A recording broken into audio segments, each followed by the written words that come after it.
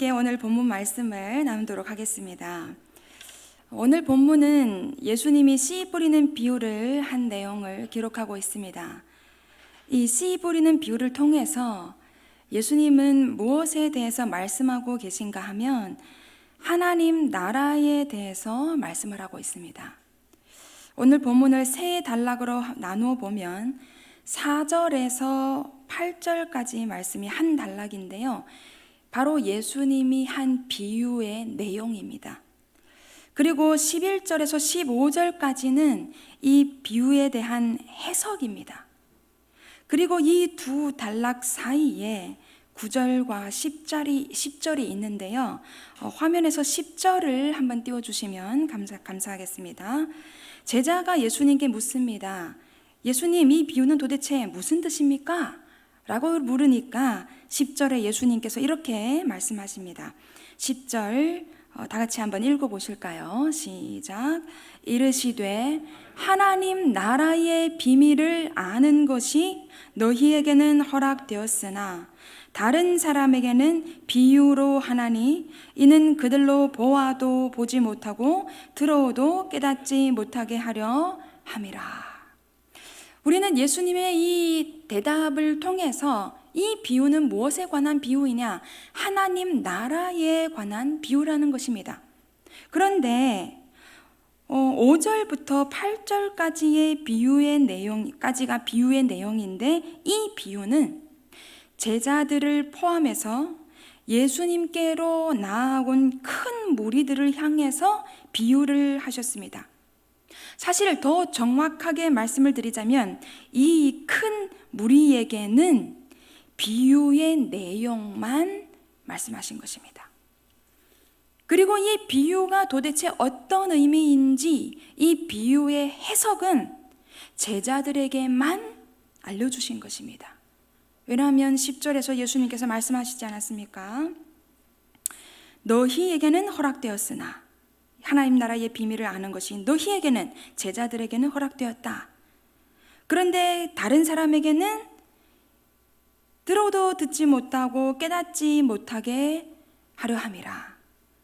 그렇기 때문에 이 비유 자체는 예수님에게 나온 모든 무리에게, 제자들을 포함해서 그 사람들에게 비유를 했지만 이 비유가 도대체 무슨 뜻인지 하나님 나라의 비밀은 제자들에게만 알려주셨다는 것이죠. 여러분, 이것은 무엇을 의미하나요? 예를 들어서 여러분 이제 곧 휴가철이 다가오지 않습니까? 여러분께 일주일 동안 무료로 유럽 여행할 수 있는 여행권이 생겼다고 한번 가정해 보시겠습니다. 그런데 가족은 제외하고 딱 3명만 함께 여행할 수 있도록 3명만 더 데려갈 수 있대요. 그렇다면 여러분들이 지인 100명, 200명 중에서 3명만 데려갈 수 있는데 어떤 사람을 요청해서 함께 가자, 유럽 여행하러 이렇게 요청하시겠습니까? 어떤 사람이요? 네, 100명, 200명 여러분들의 모든 지인을 포함해서 첫 번째로 가장 친한 사람, 그리고 두 번째로 친한 사람, 그리고 세 번째로 친한 사람, 이 세 사람을 요청해서 우리 함께 가자, 그렇게 하지 않으시겠습니까? 마찬가지로 예수님이 하나님 나라의 비밀을 이 큰 무리들은 다 제쳐놓고 제자들에게만 알려주셨다라는 것은 그만큼 제자들을 친하게 가깝게 여긴다는 것입니다.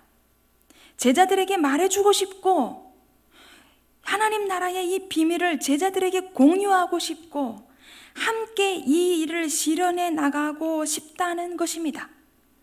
얼마나 감사한 일입니까? 얼마나 큰 은혜입니까? 그런데 이렇게 엄청난 정보를 오늘날 저와 여러분은 하나님께서 성경을 통해 공개적으로 저와 여러분에게 하나님 나라의 비밀을 알려주셨습니다. 하나님께서 저와 여러분을 첫 번째 친한 사람, 두 번째 친한 사람, 세 번째 친한 사람으로 여기는 것입니다. 그렇다면 이 하나님 나라의 비밀이 도대체 무엇일까요? 하나님 나라는 하나님의 통치가 이루어지는 것, 하나님의 뜻이 실현되는 것을 말합니다. 하나님 나라의 비밀이라고 하는 것은 하나님의 통치가 어떠한 원리로 이루어지는가, 하나님의 뜻이 어떤 방식으로 실현되는가, 그거를 말해주는 것입니다. 이어서 예수님은 이 비유가 도대체 어떤 의미인지 해석해 주십니다. 이 비유에서 씨 뿌리는 비유인데, 여러분은 혹시 씨를 뿌려 보신 적이 있으신가요? 씨를 뿌려 보셨어요? 저는 아주 어렸을 때 어머니가 밭에 이제 씨를 심는 건 본 적이 있습니다. 씨를 뿌리는 것은 본 적 없지만 씨를 심는 건 본 적이 있습니다. 어떻게 씨를 심나요? 밭에 고랑을 내서 일정한 간격에 따라서 흙을 파서 구멍을 내지 않습니까? 그리고 그 구멍에 씨를 이렇게 넣어요. 그리고 흙으로 다시 묻습니다. 이것이 씨를 심는 거예요. 그죠? 여러분들은 씨를 심어 보셨나요? 아니면 씨를 뿌려 보셨나요? 심어 보셨습니까? 네. 뿌려 보신 적은 있으십니까? 뿌려 보신 적도 있으세요. 오늘 성경 말씀에 말한 이 씨를 뿌리는 이제 그런 뿌리는 거겠죠? 그러면 이해가 더 쉬우시겠네요. 오늘 본문에 기록한 내용은 씨를 심는 것이 아니라 씨를 뿌리는 것입니다. 그러니까 밭이나 땅의 이 면적이 아주 크겠죠. 그 밭에 혹은 땅에 농부가 걸어 다니면서 그냥 여기저기 씨를 이렇게 확 뿌리는 것입니다. 그러면 어떤 씨는 길가에 떨어지기도 하고, 어떤 씨는 돌 위에 떨어지기도 하고, 또 어떤 씨는 잡초나 가시떨기 있는 곳에 떨어지기도 하죠. 랜덤입니다. 여기서 씨는 하나님의 말씀을 비유합니다. 그리고 길가, 바위, 가시떨기, 좋은 땅, 이러한 표현은 하나님의 말씀을 듣는 사람들의 마음을 비유하고 있습니다. 이제 저희 교회에 이제 한 2시간 정도 이후가 되면은 2부 예배, 3부 예배, 공예배가 있으시지 않습니까? 그 장면을 생각하시면 될 것 같습니다.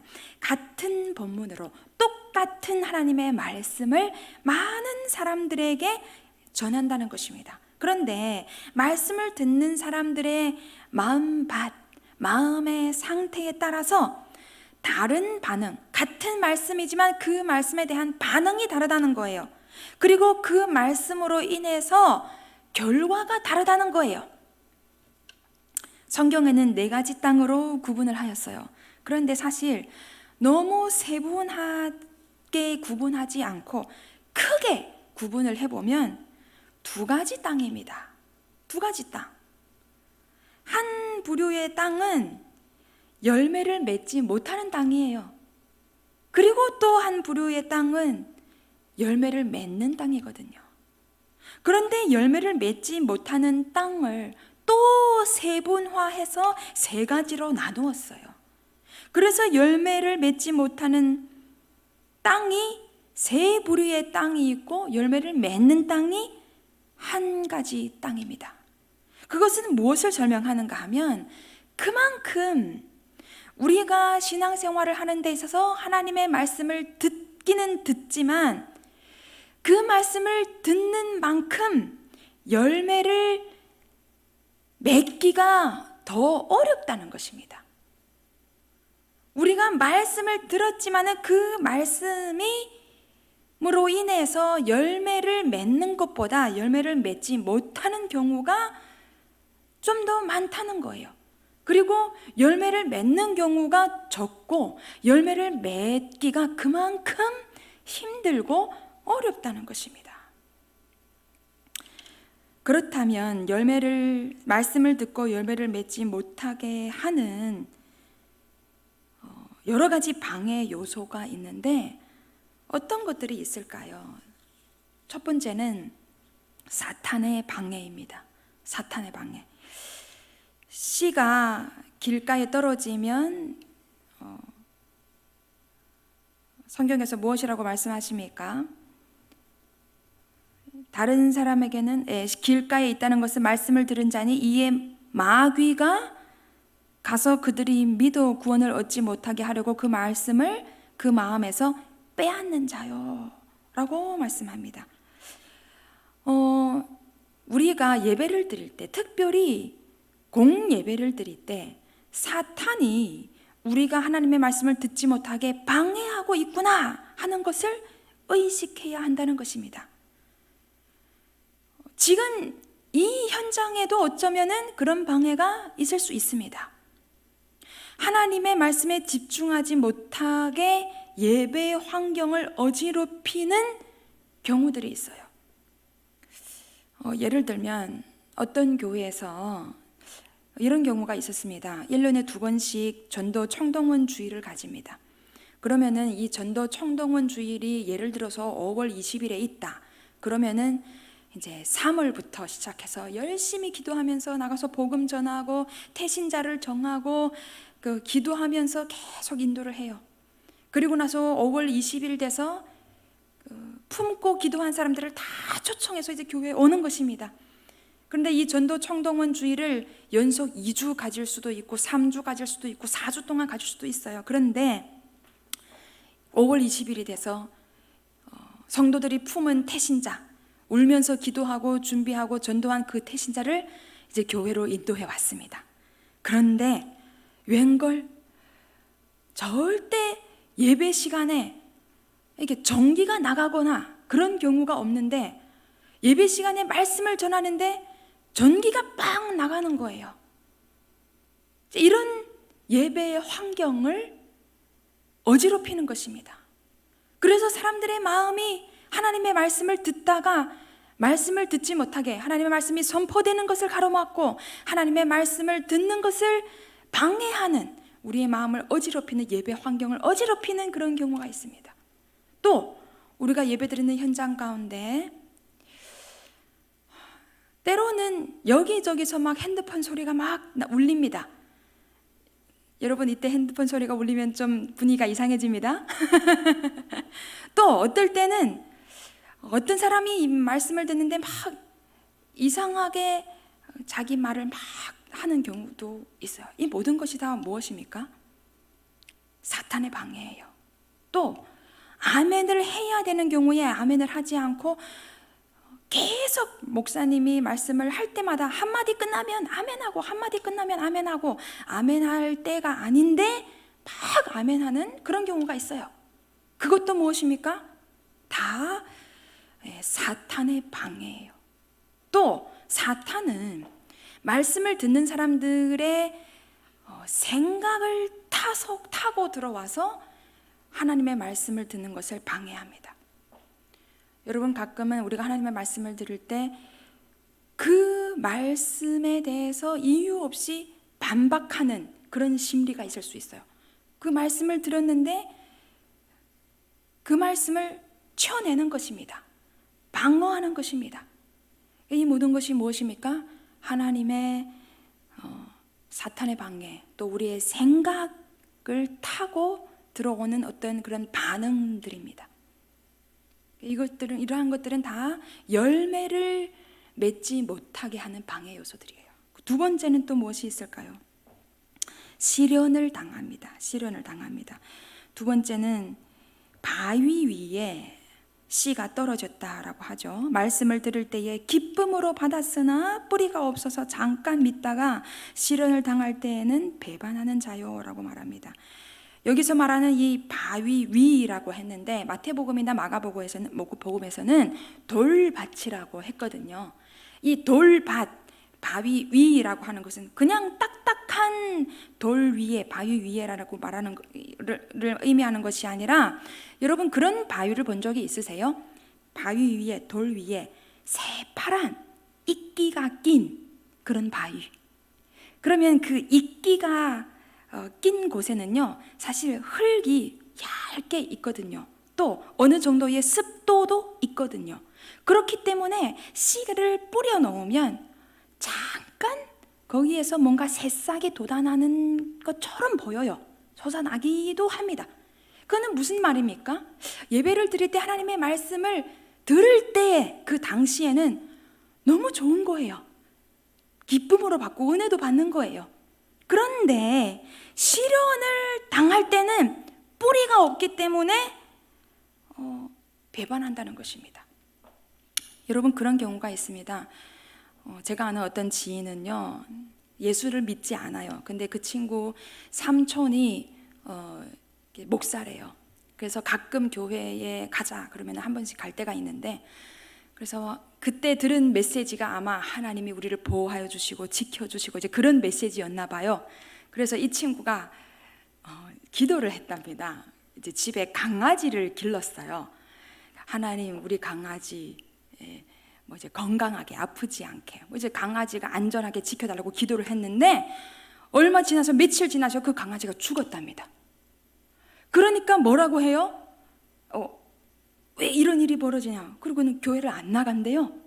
또 저희 예배부에도 어떤 분이 새 가족으로 왔는데, 이게 운전을 타고 다니거든요. 근데 정말 운전사고 그런 것들이 안 나요. 근데 예배 끝나고 나서 집에 돌아가는 길인데 너무 위험한 상황, 그런 상황들이 막 연속 2주 동안 벌어졌어요.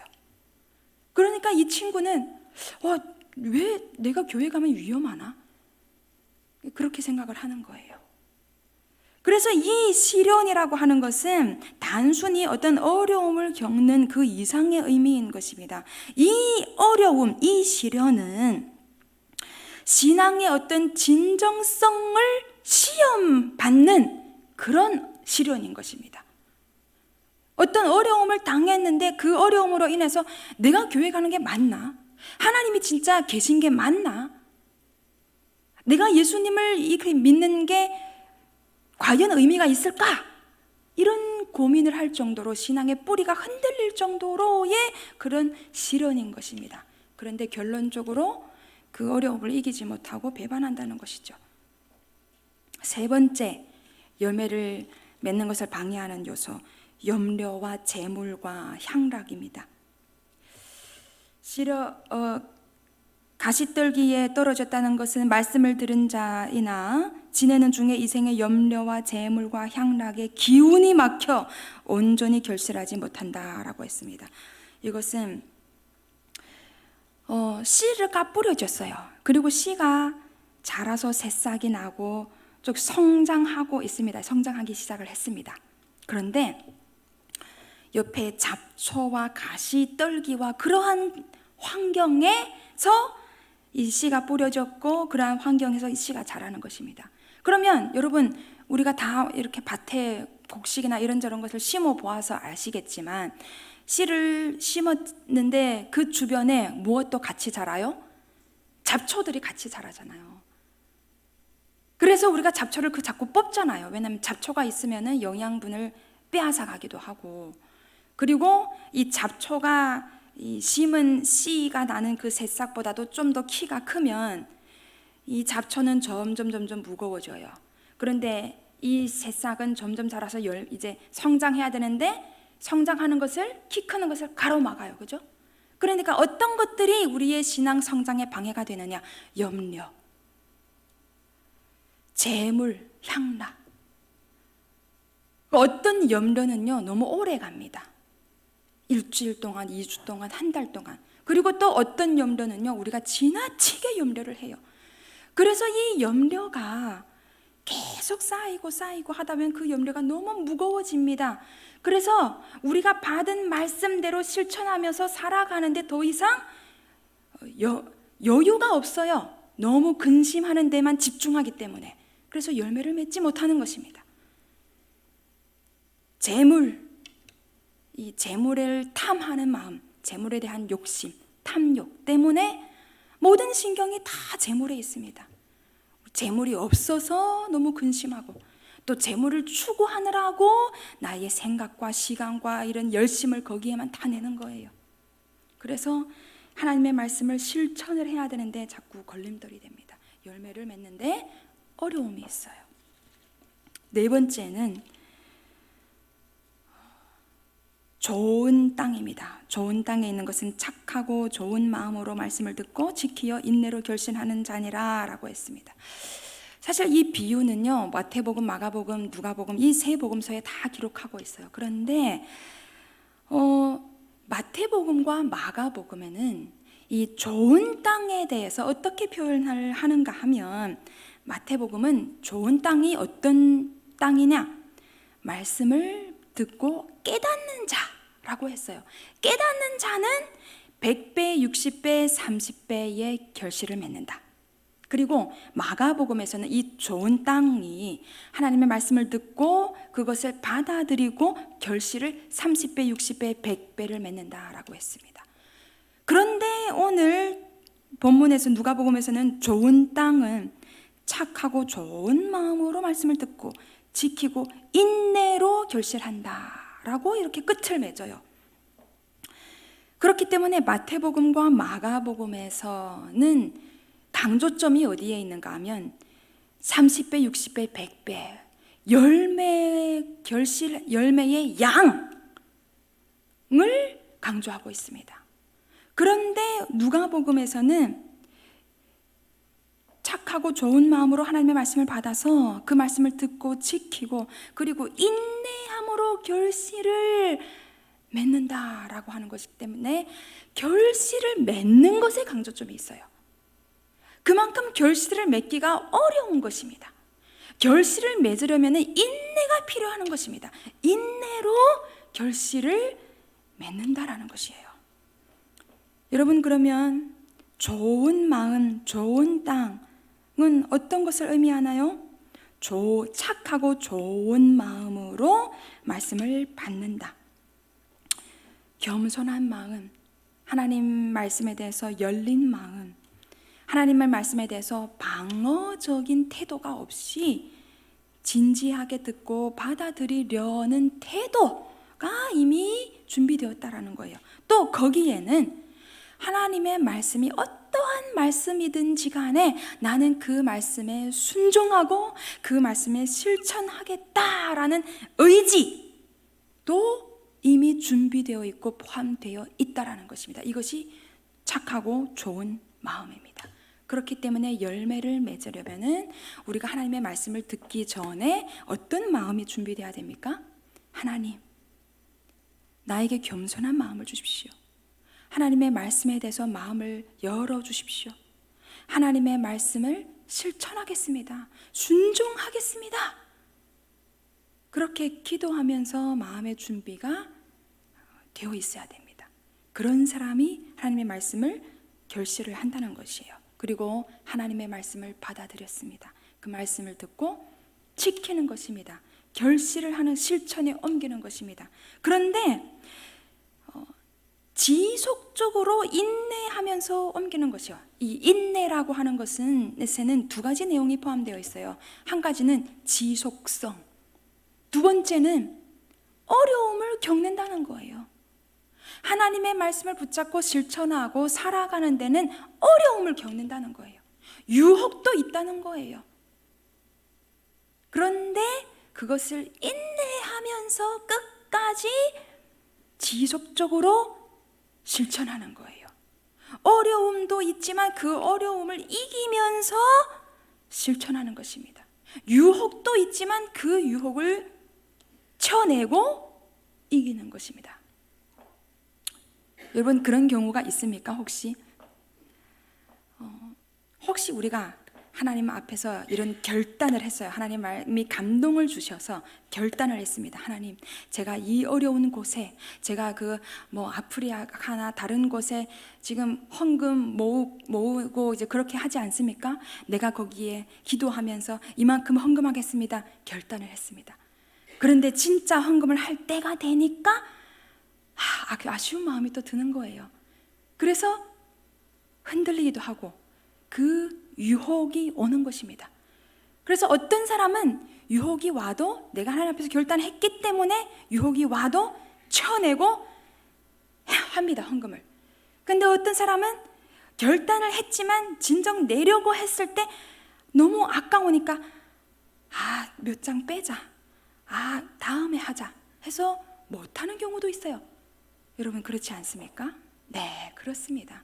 그래서 인내라고 하는 것은 이러한 어려움을 겪는다는 거예요. 이런 어려움 가운데서도 그걸 쳐내고 유혹을 이기고 지속적으로 실천하고 인내로 결실을 한다는 것입니다.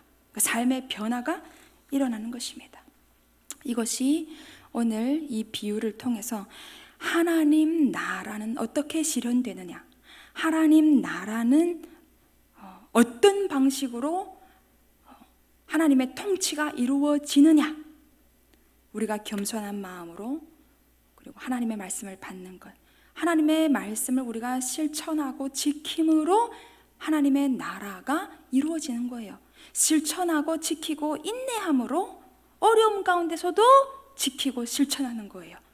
그렇게 함으로써 하나님의 통치가 우리의 삶 가운데서 이루어지고 하나님의 뜻이 이루어지고 하나님의 나라가 확장되어 가는 것입니다.